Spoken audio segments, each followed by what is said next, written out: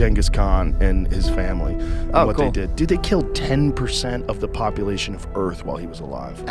They killed so many people that they affected the carbon footprint of human beings on Earth. When they do core samples of the Earth, there's like a considerable decrease in the carbon layer on Earth when Genghis Khan was alive because they killed so many people. Genghis Khan was buried without any markings on his grave so he wouldn't be found. This isn't unusual, as leaders of Mongolia were buried that way. But now, as opposed to this, Genghis Tomb has been located. Joe Rogan, the well-known host of the Joe Rogan Experience, has recently shed more light on hidden secrets about Genghis Khan's tomb. These revelations raise questions like, what secrets does this ancient burial site hold? How did Joe Rogan, our fearless explorer of ideas, react to this historical revelation? Let's find out. Scientists have stumbled upon an astonishing revelation that might revolutionize our understanding of history. They claim to have unearthed the long-lost tomb of Genghis Khan, concealed for an extensive duration. This mysterious burial site contains eerie artifacts that encourage us to reconsider our perceptions of Genghis Khan, his family, and their actions. An astounding toll on humanity marked his reign. Historians estimate that during his lifetime, his conquests led to the demise of around 10% of the global population, altering the planet's carbon footprint. Prepare for an expedition into uncharted territories, for this discovery has the potential to redefine historical narratives entirely. We're on the brink of exploring revelations that challenge established historical paradigms, prompting us to reassess our knowledge of the past. This discovery is a game changer, encouraging us to question the very fabric of history itself. Stories and studies surrounding Genghis Khan's elusive tomb have abounded for centuries. Legends suggested that the great leader, who erected a colossal empire, wished for his final resting place to remain hidden forever. Some even claim that those who aided in his burial were executed to safeguard the tomb's secrecy. However, historical evidence fails to corroborate these notions. The tomb's location has remained an enigma since Genghis Khan's passing in 1227. His followers meticulously guarded the burial site, likely to shield it from desecration or plundering by adversaries or rival factions, a practice not uncommon in Mongolian culture to preserve the sanctity of a leader's tomb and ensure their spirit's tranquility. Yet Genghis Khan's ruthless tactics in warfare earned him a notorious reputation, spawning a legion of adversaries seeking vengeance. Some accounts even purport that these enemies redirected rivers and released horses to conceal any trace of his tomb. This amalgamation of myths and tales has veiled the tomb's whereabouts in a shroud of mystery, captivating curiosity for generations.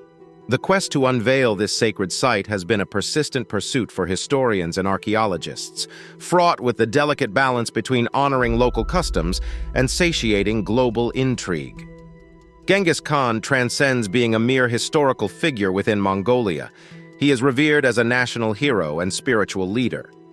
Disturbing his resting place is considered taboo, culturally and literally. Mongolian beliefs hold that revealing Genghis Khan's tomb might unleash adverse consequences upon the country and its people. This deep-rooted fear of calamities or curses associated with disrupting his burial site has deterred active pursuits of its location. The tomb symbolizes historical significance, representing Genghis Khan's enduring legacy and Mongolia's pride in its history. It's a testament to the nation's identity and heritage, fostering a desire among Mongolians to leave it undisturbed, honoring their past and cultural heritage. This conflict between scientific curiosity and cultural reverence has shrouded the tomb's location in secrecy and taboo, thwarting numerous attempts to combine scientific expertise with local lore to uncover its secrets. Now, the tomb has been found, and there have been many reactions from people regarding the discovery. Joe Rogan is one of them. But before we go into that, we must discuss who Genghis Khan is. Who was Genghis Khan, and why is his tomb particular? Before ascending as the leader of Mongolia, Genghis Khan, known initially as Temujin, emerged from a noble lineage within a nomadic tribe in northern Mongolia around 1162. His early life saw him forming alliances and uniting tribes, fueled by his marriage to Borta, a bride from a powerful tribe, and her subsequent kidnapping by a rival faction. Motivated by this event, Temujin orchestrated political alliances and military conquests, consolidating the once warring Mongol tribes under his rule. Temujin's ascent to power was marked by policies that contrasted with traditional aristocratic practices.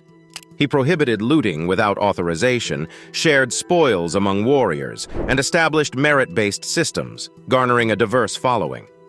This approach led to conflicts with his brother Jamuka and other contenders for Mongol leadership. Through victorious warfare from 1203 to 1205, Temujin subdued rival tribes, culminating in his coronation as Genghis Khan in 1206, symbolizing the birth of the Mongol Empire.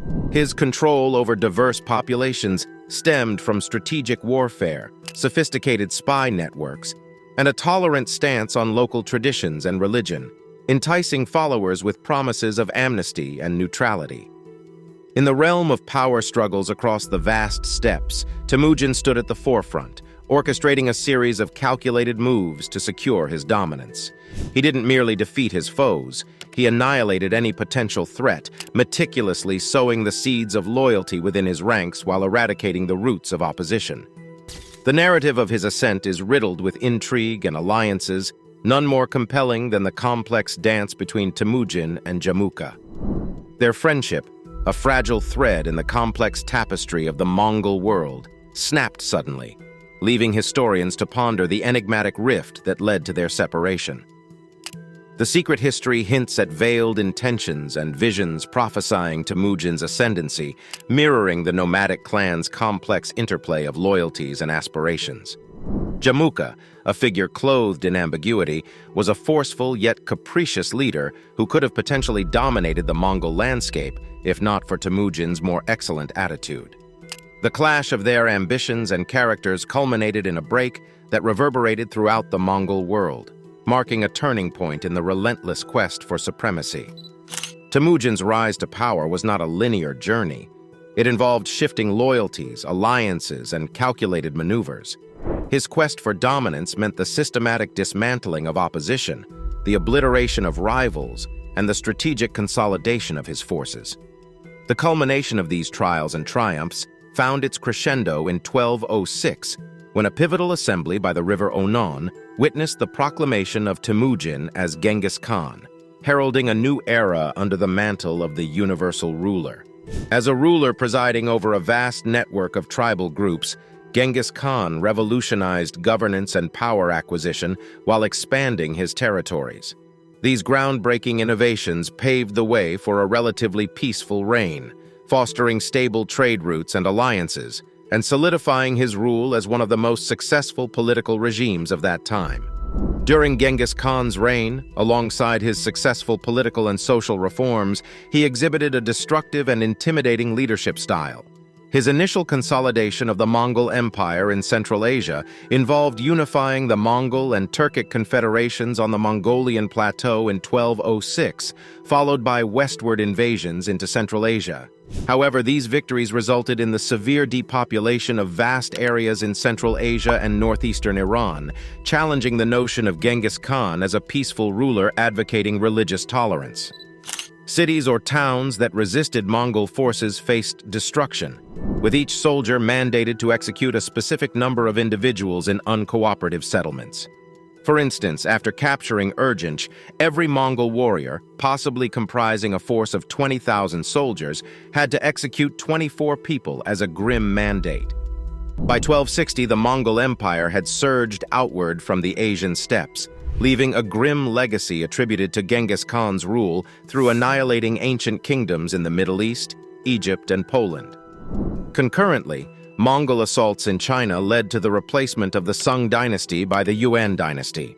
Across present-day India, Pakistan, and Iran, many local populations perceived the Great Khan as a bloodthirsty warlord set on destruction. Employing swift and fierce mounted cavalry, cannons, and siege warfare, the Mongols' military tactics proved devastating, overpowering even the mightiest European and Islamic forces and leaving widespread devastation. Despite the appreciation for the new legal code and relative religious tolerance, the local populace had limited autonomy in the face of Mongol expansion. Jewish kosher and Muslim halal traditions often led to Mongol dining and social customs. Genghis Khan's health deteriorated after a winter hunting accident that caused a fall from his horse. Despite his declining condition, the siege continued, much to the dismay of his concerned sons and commanders, who urged him to return to Mongolia for recovery, suggesting that the urban-bound Jia would still be accessible the following year. However, driven by anger sparked by insults from the Jia's leading commander, Genghis insisted on pressing forward. In August 1227, Genghis Khan passed away, yet his death was shrouded in secrecy. Unaware of their leader's demise, Zhongxing fell the next month. The city met a grim fate, witnessing extreme brutality as its population faced a ruthless onslaught. The Xia civilization faced near destruction, described as a chillingly effective act of ethnic cleansing. He passed on these expansive territories to his sons and heirs, Ogadai and Yochi, who continued the outward expansion through attacks and political alliances in all directions. Now, to the main question, since Genghis Khan was so wicked, why was his tomb so important? Well, this isn't exactly rocket science. The tomb is significant because it represents the final resting place of Genghis Khan, the founder of the Mongol Empire, and holds the potential to reveal more about his life, legacy, and the culture of the Mongols during that era. Discovering or correctly identifying his tomb could offer valuable insights into Mongolian history, the empire's rise, and Genghis Khan's impact on the world. Besides the historical significance, the tomb is also believed to be full of jewelry, precious metals, and relics. Where was Genghis's tomb found? And what was Joe Rogan's reaction? The circumstances surrounding Genghis Khan's death have been veiled in speculation and legend. Accounts range from illness, possibly malaria, typhus, or bubonic plague, as mentioned by Rashid al-Din and the Yuan Shi, to tales of being struck by lightning, as reported by Carpini, or being shot by an arrow during a siege, as narrated by Marco Polo. Among the numerous legends, one particularly famous tale alleges that Genghis met his demise through a dagger concealed by Gurbalchin, a former wife of the Jia emperor, during a moment of intimacy. Following his passing, Genghis Khan was laid to rest near the revered Burkhan Khaldun Peak in the Khenti Mountains, a site he had chosen years earlier. The funeral and burial details were closely guarded secrets, and access to the mountain was declared off-limits, termed Great Taboo, and restricted to the Urian Kai Guard alone. When Ogadai ascended to the throne in 1229, the grave was honored with elaborate offerings and a ritual involving the sacrifice of 30 maidens. To prevent the decay of Genghis Khan's body in the summer heat, Rachnevsky speculates that, lacking knowledge of embalming techniques, the Mongols might have chosen to bury the Khan in the Ordos region.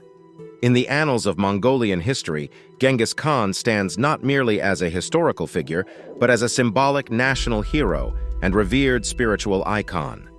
However, the quest to locate his tomb posed an intricate challenge for historians and archaeologists, caught between the compelling drive of global curiosity and the deep reverence and cultural sanctity attached to the Khan's final resting place within Mongolia.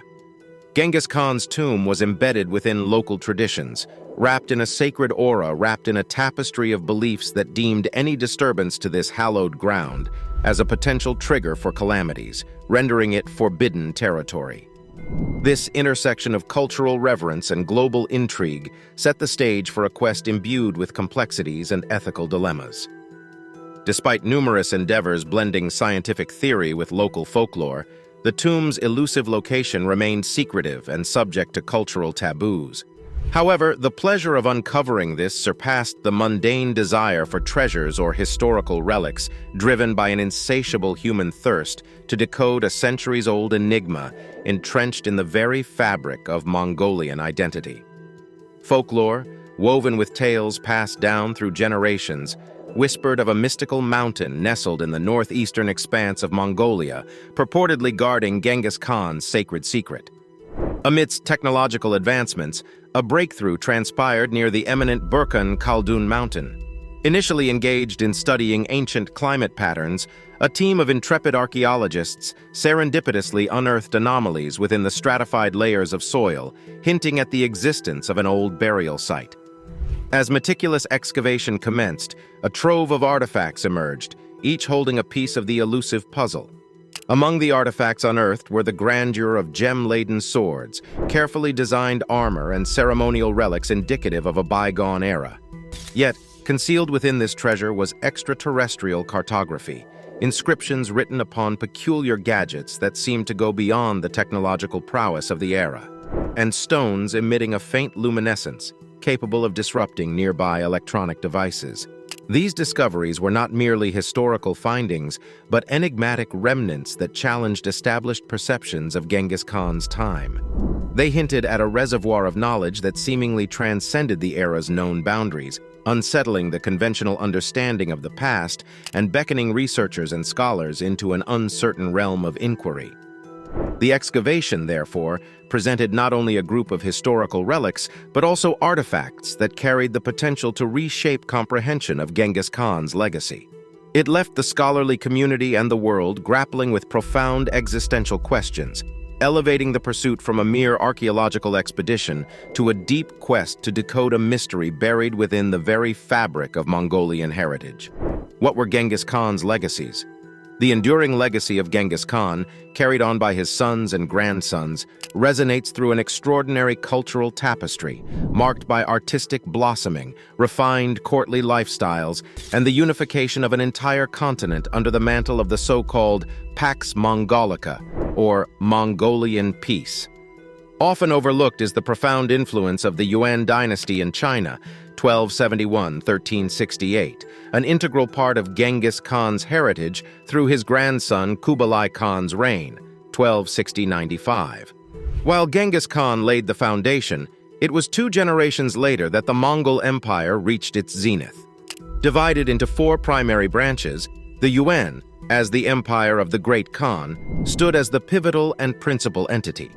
The Chagatai Khanate in Central Asia, ca. 1227–1363, the Golden Horde in southern Russia stretching into Europe, Kaktiya 1227–1502, and the Ilkhanid dynasty in Greater Iran, 1256–1353, formed the other significant Mongol states. Astonishingly swift in their adaptation, the Mongols transitioned from nomadic tribal life to governing cities and states, efficiently administering their vast realm. Embracing the administrative systems of conquered territories, they strategically positioned Mongols in top roles while empowering local officials for day-to-day governance. This approach facilitated control over cities and provinces while maintaining a connection with the populace through these administrators. At the epicenter of the empire, they stood the Great Khanate in Dadu, Beijing, radiating grandeur and ceremony. Meanwhile, the semi-autonomous domains of the Chagatai, Golden Horde, and Ilkhanids in Central and Western Asia were intricately interconnected through an elaborate network spanning the continent. Horses, once instruments of war, now facilitated swift communication, carrying written messages across relay stations. A letter from the emperor in Beijing, taken by an envoy wielding his paisa or passport, could traverse the staggering distance to the Ilkhanid capital Tabriz, some 5,000 miles away in about a month. This political fusion under Mongol rule spurred active trade and the migration of artists and artisans along major routes. This intermingling allowed for integrating novel influences with established local artistic expressions. By the mid-13th century, the Mongols had woven together the world's largest contiguous empire, harmonizing Chinese, Islamic, Iranian, Central Asian, and nomadic cultures into a unifying Mongol ethos. From various accounts, Genghis Khan emerges as a multifaceted figure, his personality a mosaic of strength, determination, and an unwavering will. He possessed immense physical prowess and a resilient spirit, open to counsel from those around him, including his wives and mother. His flexibility allowed him to adapt, while his sense of loyalty contrasted starkly with figures like Togrul or Jamuka. Betrayal toward one's leaders earned swift retribution from him, yet he could also skillfully harness such treachery to his advantage. Religiously inclined, Genghis Khan felt driven by a divine mission, reverently seeking solace in worship during times of crisis, particularly to the eternal blue heaven, the supreme deity of the Mongols. However, his demeanor became less harmonious as he ventured beyond the steppes, encountering the settled world. Initially, his focus lay on immediate gains through violence and revenge. Nevertheless, His magnetic charisma attracted men's loyalty from nomadic and civilized realms, convincing even venerable figures like the Taoist sage Chang Chun to journey across Asia for religious discourse. Adaptability was his hallmark, a trait that remained steadfast throughout his life. His military triumphs stemmed from a combination of organization, discipline, mobility, and an unyielding determination. The strategic use of terror through massacres and psychological warfare was a regular part of his tactics, aiming to demoralize and subdue adversaries. Genghis Khan's achievements were monumental. He unified nomadic tribes and, despite numerical inferiority, vanquished formidable empires like Khwarezm and the powerful Jin state. Remarkably, he didn't deplete his people. He meticulously chose and prepared his successor, Ogodai, ensuring the continuity of his empire in its full strength and vitality. As Genghis Khan breathed his last, his realm stretched from Beijing to the Caspian Sea, a vast expanse conquered by his might. His valiant generals had already made incursions into Persia and Russia. Yet even in his conquests, he had left a colossal task unfulfilled: the consolidation of these lands into a cohesive empire, a feat his successors would remarkably achieve. In the wake of his demise, the legacy of devastation perpetuated by Genghis Khan endured in collective memory. However, far beyond mere destruction lay an even more profound narrative. These conquests represented merely the initial phase of the Mongol Empire. This monumental force would etch itself as the preeminent continental empire of both medieval and modern eras. Beyond the boundaries, Genghis Khan had breached the unfolding chapters of a grand saga. His successors, expanding the empire's dominion over entire swathes of China, Persia, and the vast expanses of Russia, accomplished what eluded their predecessor: the unification and consolidation of their conquests into a meticulously organized empire. What began with Genghis Khan's ambitions blossomed into an awe-inspiring saga, a tale of unparalleled conquest, uniting vast lands under the banner of the Mongol Empire, etching an indelible mark in the annals of history. If you enjoyed this video, give it a thumbs up, share it with your friends, and subscribe for more content like this.